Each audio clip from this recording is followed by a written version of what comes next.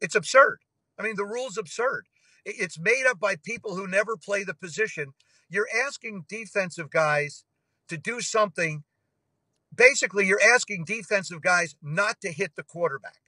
That's what you're saying. You can't hit him. You start your body in motion. A guy releases the football. What are you supposed to do in an instant like that? I mean, Mike Zimmer, the head coach of the Minnesota Vikings, before the season started, said these rules, the helmet rule and this rule, are going to cost players money, they're going to cost teams games, and they're going to cost coaches jobs.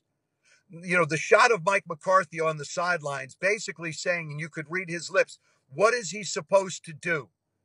The NFL has a big problem on their hands when it comes to dealing with this issue. They can stop throwing the flag. See, the problem, Michael, is the penalty is subjective by the official. There's no consistency.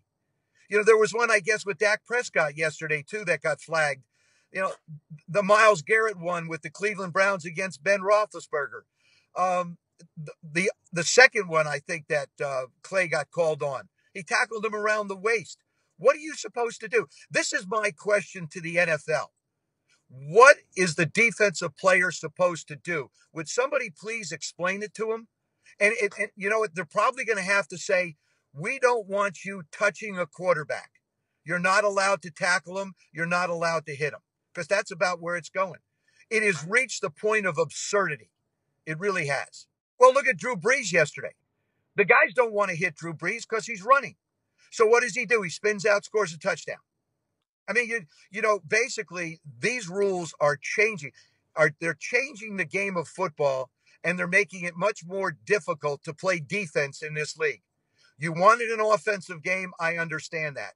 But now you have reached the point of absurdity. Carson went through the same thing. And Michael, here's the thing. Both Jimmy and Carson got hurt running the football. You know, I feel terrible for him. I mean, he was ascending as a quarterback in this league. You know, he now has officially played, 9, 10 football games? That's it? And yesterday was his 10th. That was his 10th football game. So he's just really starting out in his career. Now, all of a sudden, if he's gone for the year, it's unfortunate for San Francisco. They put a lot of eggs in that basket. But as a quarterback, you have to protect yourself. You know, why won't you just run out of bounds? You know, you're more valuable running the offense and throwing the football than you are gaining 1 or 2 more yards. Or in Wentz's case, trying to get into the end zone. You know, go down on the 1-yard line, give it to somebody else. That's how guys like Peyton Manning and Tom Brady and Eli Manning, you know, that's how those guys play so many years. You just don't want to take that extra physical hit when something like happened to Jimmy yesterday could possibly happen. It should be a lesson to all the young guys. I watched Josh Allen out of Buffalo. He's hurdling guys. He's diving in the end zone. He's too young and dumb to realize what might happen at this point. He's just out there playing football. But if you're going to be the starting quarterback, you have a responsibility to stay on the field. It's your job to protect yourself as well as the rules, which, by the way, are so darn crazy right now. It's nuts with this. I fell on you. It's a penalty rule.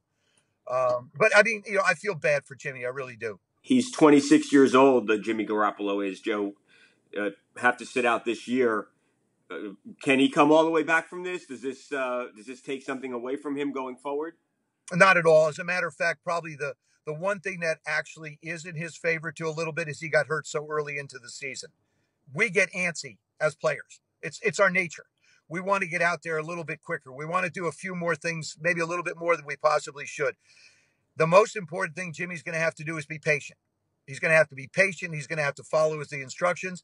And, I feel bad for him, and I know he's going to be back better even next year.